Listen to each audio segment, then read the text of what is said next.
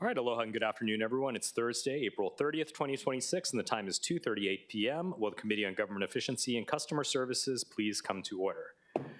I'd like to welcome committee members Cordero and Nishimoto, as well as Councilmember Okimoto. Committee Vice Chair Wire is excused today. Pursuant to Section 92-3.7 of the Hawaii Revised Statutes, this meeting will be conducted as a remote meeting by interactive conference technology with the following procedures in effect for the meeting. Members of the public will be allowed to provide oral testimony on all items on the agenda in person in the council chamber and remotely via video conference or phone when each agenda item is taken up. Before testifying, each person shall state their name for the record. Each speaker may not have anyone else read their statement and will be limited to a 1-minute presentation on each item. As both English and Hawaiian are official languages of the state of Hawaii pursuant to Article 15, Section 4 of the Hawaii State Constitution and HRS Section 1-13, members of the public may testify in either language. For oral testimonies offered in Olelo, Hawaii, additional time, as may be necessary, will be allowed for the testifier to provide an English translation of their testimony. All persons who have registered to testify in the chamber will be called upon first. When I call your name, please come up to the testifier podium. Persons who have not registered will be given an opportunity to testify following the registered testifiers. Once in-person testimony has concluded, I'll proceed to remote testimony. When I call your name or the last 3 digits of your phone number, please follow the prompt to unmute. HRS Section 92-3.7 requires all votes at remote meetings to be conducted by roll call unless unanimous. Therefore, I'll first call for objections, and if there are any, I'll call for a roll call vote. Written testimonies, including the testifier's address, email address, and phone number, will be available to the public as described in the posted agenda. And as a courtesy, please turn off or silence all cell phones for the duration of this meeting. We'll begin with agenda item number 1, which is Bill 8 of 2025, CD1, amending and modifying provisions in Chapter 12 of the Revised Ordinances of Honolulu 2021 related to animal nuisances.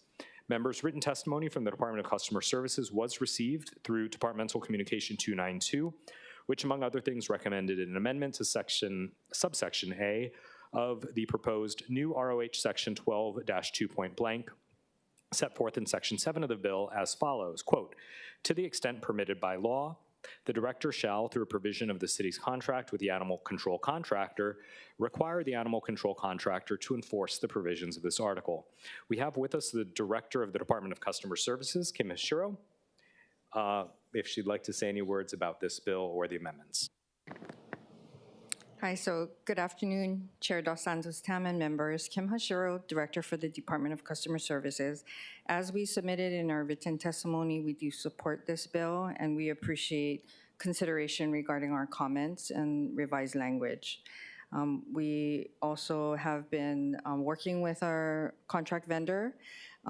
They are also in support, and we will work together to implement. Okay, thank you. Members, any questions for the Director of Customer Services? Okay, hearing none. I'd like to call upon testifiers who we have online. Stephanie Kendrick from the Hawaiian Humane Society.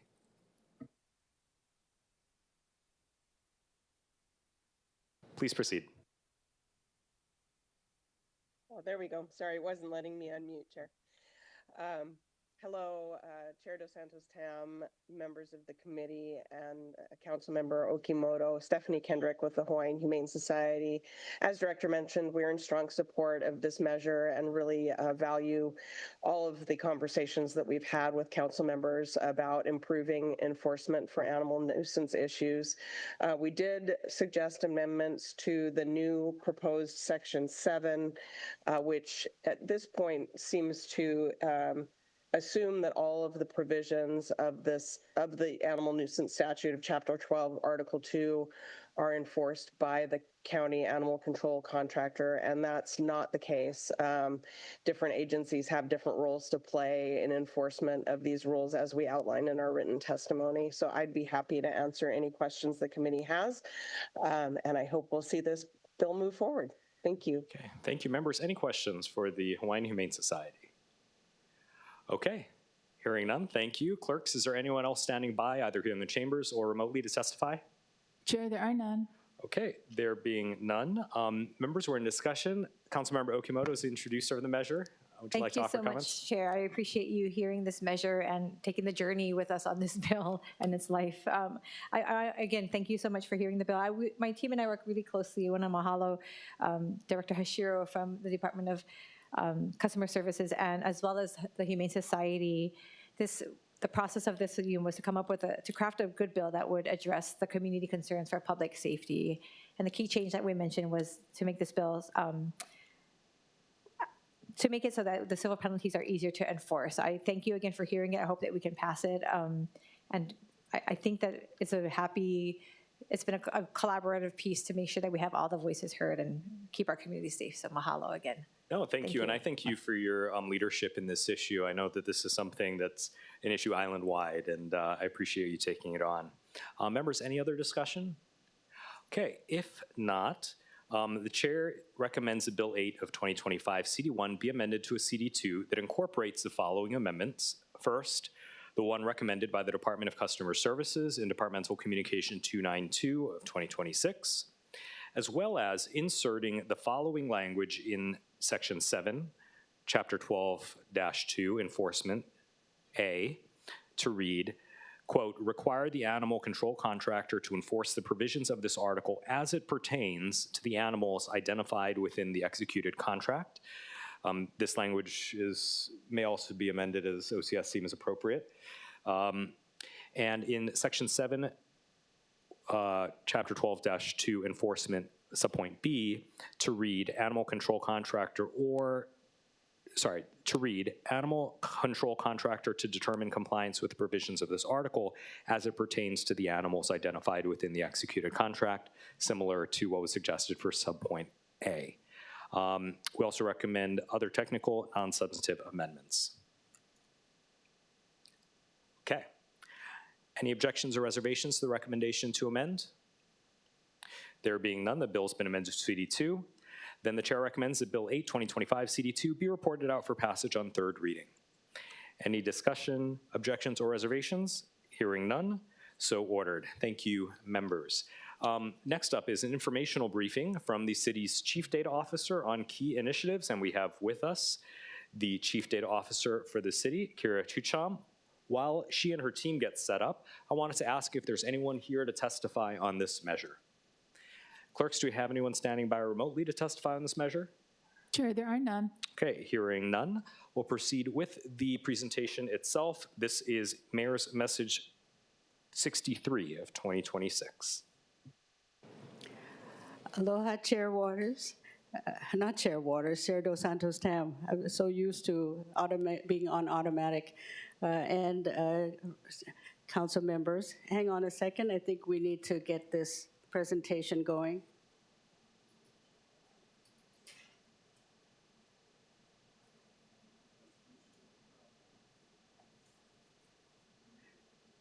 Okay, I'm back. So let me make sure this clicker can work. Can you click it once?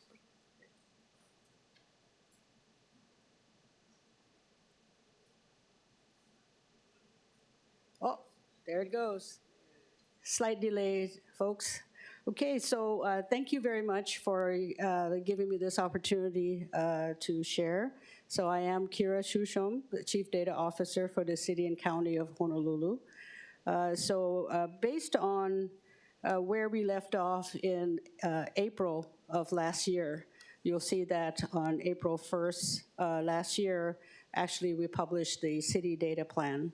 So what this informational briefing is about is basically an update on what we've been up to and what we're planning to do, and hopefully be able to give you an opportunity to give me some feedback as well in terms of where we are versus where we want to be.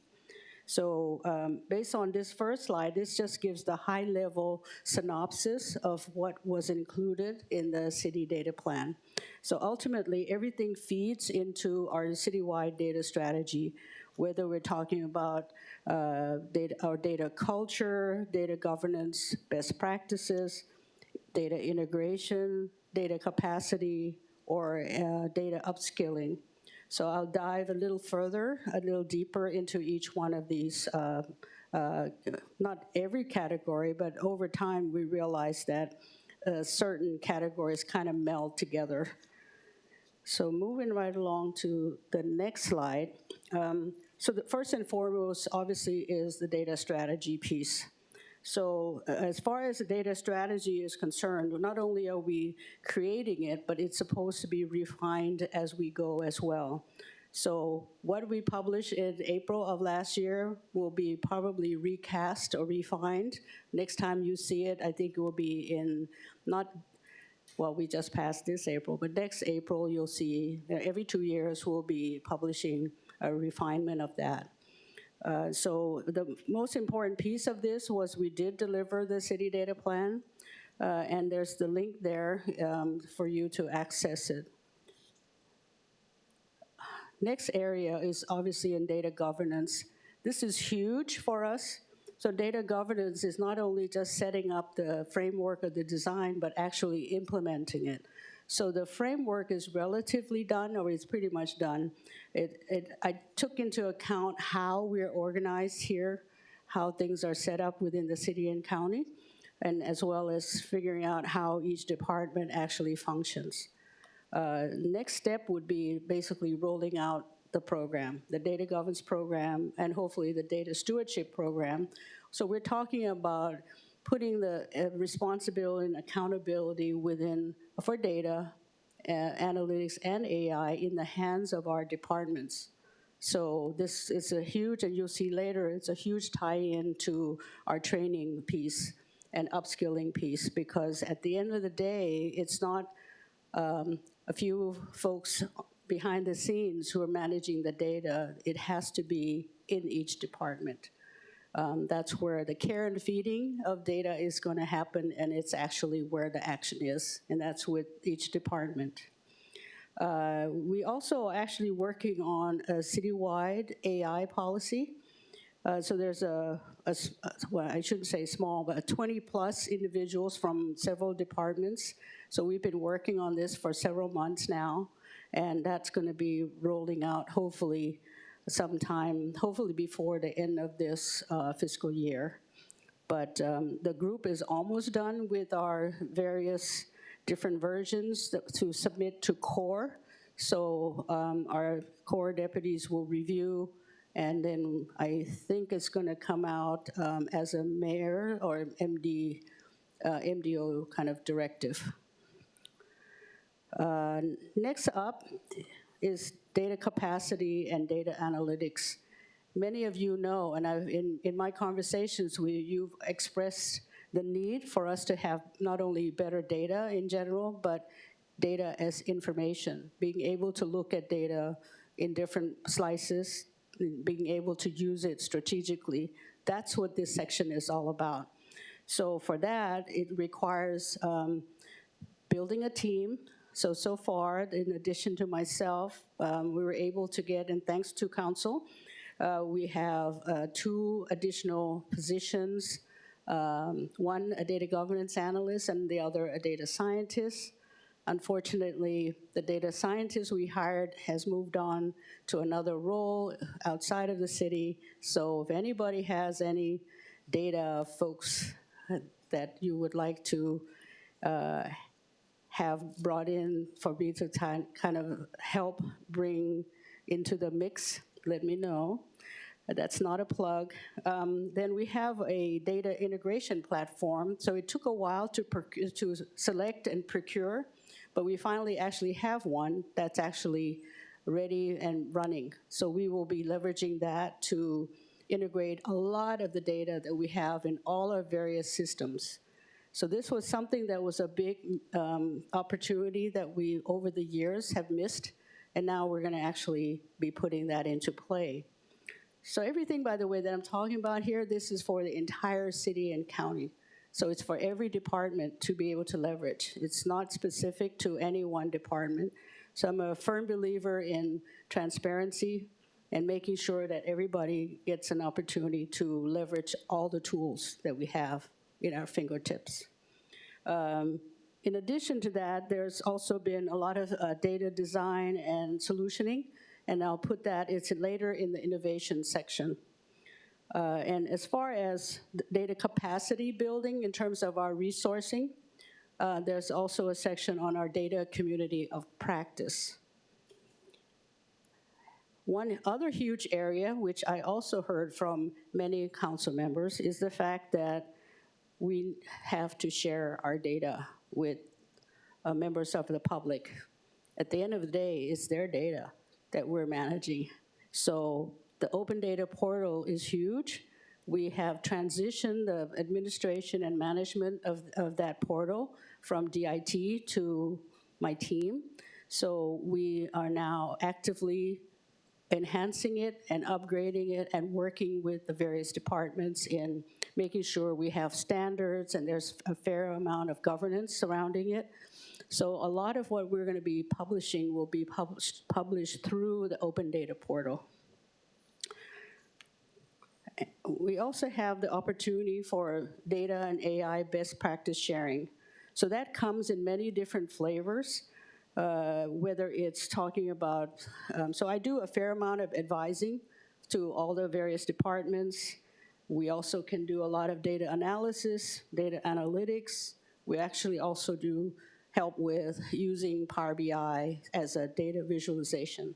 So this is all pretty much in the analytics space, because I think the first step is in order, before you can do the fancy dashboards or what have you have to pull the data together. And that's what we're doing. We're doing both. And again, the data community of practice looms large, because that's actually our execution engine, as well as our training platform, actually, which takes us to this sixth section here called Data and AI Literacy. It's actually, the description looks like it's kind of on the data governance side, but that's how we're actually implementing a lot of this, is through our providing training, best practice, the whole works, through executing it through the departments. Oh, I'm trying to advance, it's not advancing. There you go, sorry about that, folks. There you go. I think there's a lag here, I'm speaking too fast. And the data, I think we're caught up. One more. There we go. So for the data community of practice, that's actually, it was actually established in January of last year, and it's still going strong every other week. We, the full data community of practice is about 50 plus members. And at any point in time, we have about 20 to 25 individuals every week. So these are individuals that were designated by the department heads to represent them in these sessions. So we cover everything there, from basics of data, data management, governance. I also run workshops, training through there. And here we also have, we're also doing a lot on the AI front there as well. Okay, moving along to the next section. So this is the innovating and solutioning, what we do in that space. So there's a lot we can do with data, analytics, and AI. And so first and foremost, the first one that went out the door is the Kukua Command Center. And some of you may have already heard of that. So that is actually an application that's used island-wide now by HPD, by CORE, and by hopefully as many providers, nonprofits on the homeless front. So as you know, the administration's one of the main priorities has been and continues to be homeless, and managing or helping provide better service to our homeless and houseless community. So this was designed for that, to help our first responders very quickly find bed availability as they're taking people off the street. So right now, definitely to Honu, so essentially our triage center. So that has been active since June of last year. Next up, and it is just a recently designed, it's, by the way, all of these solutions that I'm talking about, they're all data-driven. The next one is MH3 tracking. So you may have heard of the fact that from a mental health perspective, we didn't really have the tools to actually take an individual off the street by force. So and I think recently So the ledge passed, I think, legislation that says we can classify someone as an MH3, which means the person is a danger to himself or herself or a danger to the public. And then whether it's HPD or whether it's our core team, that they are able to take the individual to a mental health facility or to Queens ER or Castle ER.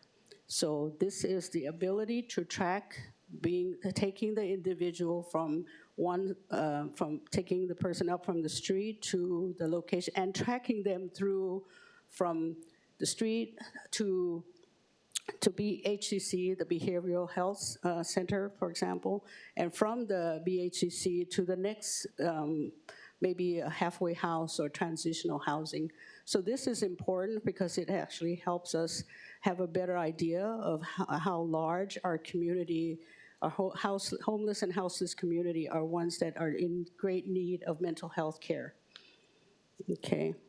Another one, and this is a very recent one, and I'm still getting to the tail end of the prototype, is for our core team. So our crisis outreach response, there we go, and engagement group. We are building another data-driven application to help them essentially provide better and timely and more accurate accounting for their services. So as you know, our core team are the ones in the SUVs that drive around town and around the island, actually, and they actually engage in outreach and help bring our various homeless and houseless individuals to either for medical care, because they also, each of these teams, there's a medical provider that rides along with them. So this is another one of those where, and then at the end of the day, we're capturing all the data and information so we have a better view of the kind of services that we're providing, and from a performance tracking perspective, we can see how well we're doing. And hopefully that feeds us into what kind of policies we want, or what other kinds of activities we want to engage in. Another big one is, and many of you have heard this, about the city property data inventory. That is in progress right now. And, well, this is a lag here, sorry. So here we go. The city property data inventory was something that was actually was requested even before I came on board. And now with the software that we're able to procure and the data platform that we were able to pull together, this infrastructure actually, we're now going to be able to provide, finally, city property data inventory. I'm hoping we're still on target for end of May, but hopefully we'll see. We're trying our best to meet the deadline. So that hopefully will be a single source of truth for city property data. And this will be interactive. It will be published out on our open data portal, so the public will be able to have access to it as well. Okay. And I think we're almost at the tail end here. The two next sections have to do with the kind of help and assistance that we provide to our various departments as well, and that is in AI. So there's a testing, awareness, socialization. So I work with various departments as well as, and by the way, DIT is my partner in a lot of these things. And on the data analytics and data visualization front, which there it is, I'm also championing to the extent possible that folks need to actually do more with their data than just publishing it in spreadsheets. So in essence, that's the end of my briefing. Please ask me if you have any questions, I'll be happy to try to answer them. Members, any questions for our Chief Data Officer? Okay, Councilmember Okimoto. Thank you, Chair. Aloha and good afternoon. Thank you for sharing the update. Thank you, of your staff. How many do you have with you in your office. You mentioned the 2 new positions and 1 is vacant that you're trying to fill. How many do you actually have in total? Including myself, 3, but with 1 vacancy. So the 2 new positions were. So it's only 2 of us, so Briggs and I right here, and then we have 1 vacancy we're trying to fill. That's the data scientist. you Yes, said. data scientist, Okay. yes. I guess I didn't realize that it was that small. I know you mentioned we had given you 2 positions, but prior to that, it was just you. Before the 2 new positions, and now you're trying to fill 1. Yes, yes. Well, thank you for all the work that you're doing. I know the council has asked a lot from DIT in working with you. You mentioned your biggest partner is DIT, and we've asked a lot from you. So I just want to thank you, and hopefully you can fill this position, and in the future we'll be able to provide you with whatever else you need to accomplish a task that we have put in front of you. But thank you. Thank you, Chair. Thank you very much. Thank you. Members, any other questions? If not, I have a few. Yes. Okay. Based on the initial data plan, thank you for submitting that. In the data plan, it identified that our current situation with data standards is, quote, severely lacking. Where are we with this today? How have we improved the severely lacking data standards? It actually comes in the form of a data governance, right? So by rolling out our data governance program, that also requires setting the standards. And so it's not Kira setting the standard. We want to make sure that the standards are also, that the departments have input into it as well. So by putting the responsibility and accountability at the level, at the department level as well, then it's a collaborative thing where we agree on the standards, and it's not everybody blindly following some nebulous standard. It's actually something we all agree to, and that we go into it willingly and knowingly, and that way we can manage that better. So it sounds like we're kind of in the discussion phase. Do we have a working document? Is there a draft? Yes, I'm working on that, but I will be socializing the whole data governance program probably in an upcoming cabinet, and I'm also going to be sharing it with council when we get closer. Great. Yeah. The initial data plan also specifies that you and the DIT director will review our open data policies in FY26. That was the timeline and goal. With 2 months left in FY26, how are we doing in terms of reviewing that? Have we made recommendations and changes? Are they under review? Yes, actually, so we know that I think we have July, I believe, as the date, and Briggs and I are very aware of it.